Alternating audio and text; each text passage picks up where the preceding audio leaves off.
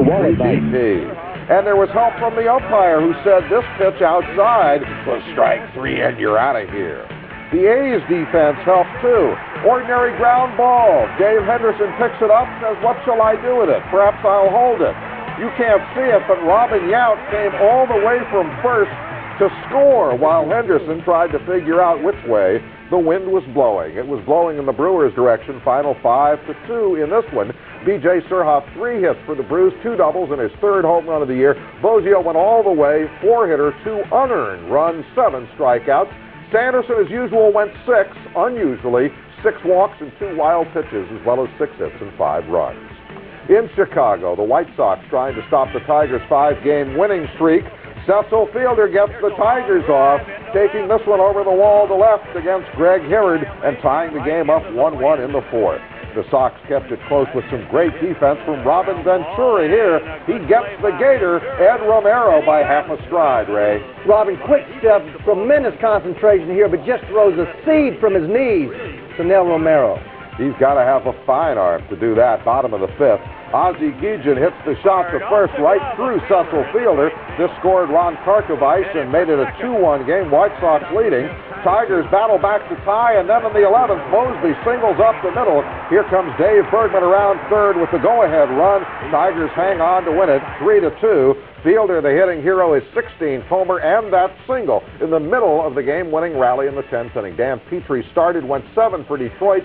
7 hits, 2 runs. Another fine performance by a real candidate for comebacker of the year. Greg Hibbard went 7 for the Sox, 4 hits and a single run. Barry Jones blew the save. Wayne Edwards took the loss for Chicago.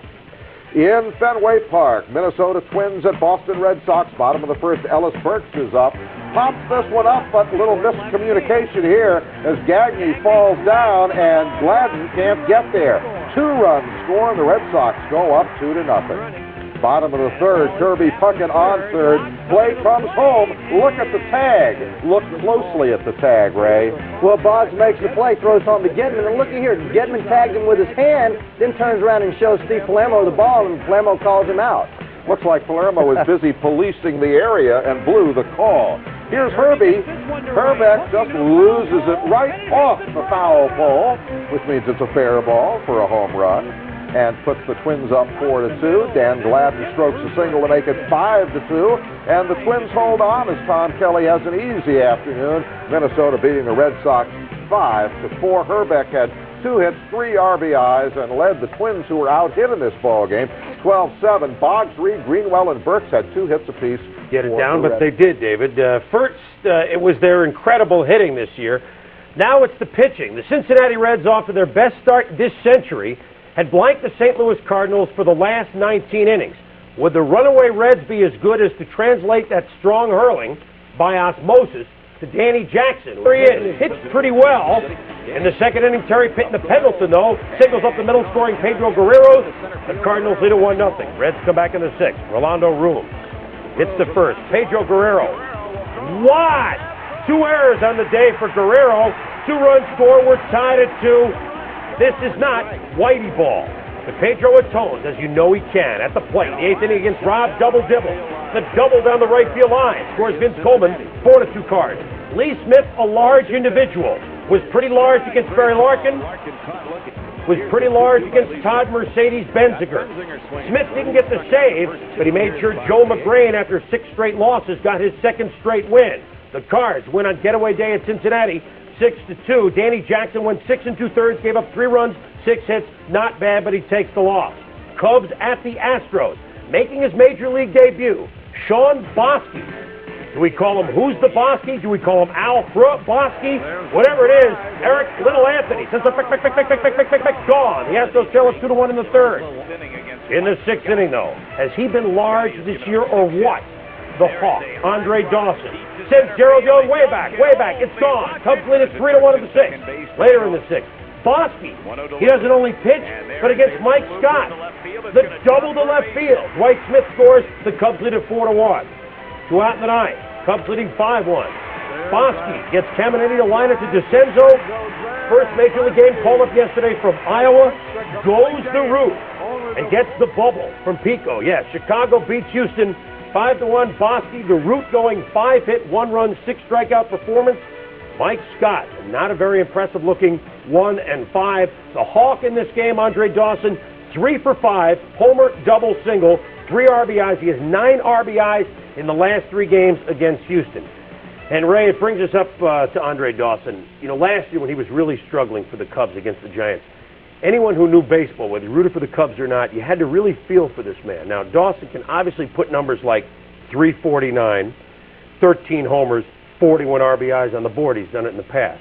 But after last year's performance, he's starting against Brad Cummins. 13 groundouts. Kevin Brown on the mound today. But his problem was Pete Harnisch had the good stuff as well. On the bottom of the 7th, Brady Anderson at 3rd. This sinker was a little bit too quick. Anderson scores, and the Orioles grab the 1-0 lead. Then bottom of the 8th, Mike Jeff go down in relief against Mickey Tettleton. And after a real shake trouble, Watson upset about a call at home plate, a safe call that the replay showed was a correct call by umpire Terry Cooney. But Brinkman trying to tug Watson away, it might remind him of the famous Pine Tar Day, when George Brett, who was in the dugout there, learned that, yes, there was pine tar way up the handle of the bat, and his game-winning home run would be disallowed, and boy, the Royals would lose the game. Well, here comes Brett, and yes, there is the Joe Brinkman bear hug move again. And this fine technique is actually just part of a long history between Brinkman and the Royals. Substantiated charges that Brinkman made some comments to Willie Wilson a few years ago. And the Royals at one point asked that Brinkman not do their games, and then came the pine tar thing. I think it's just one of those things, one crew against one club, but people have very long memories. Now, when bottom of the 6th, a harmless walk given to Brooke Jacoby, right by the thriller, Mike Jackson. Well, there's the wild pitch, and Jacoby goes to second. Well, there's a pass ball, and Jacoby goes to third. And then, for the coup de grace, as somebody once said, a balk. So a great run. The walk, the wild pitch, the pass ball, and a balk. And the Tribe think they're on the warpath, all 3 of them. With the score 6-5 of the 7th. Berger hit one to the hole. Watch Harold Reynolds nailed Corey Snyder as he tries to score the go-ahead run. The first run scored was tied at 6. Top of the 10th with 2 outs against Jesse Orozco. For the second time of the game, Edgar Martinez goes gone. Martinez, 2 homers, triple, and a single. And the Mariners, in a wild one at Cleveland, beat the Tribe by the count of 8-7. When is the late game early?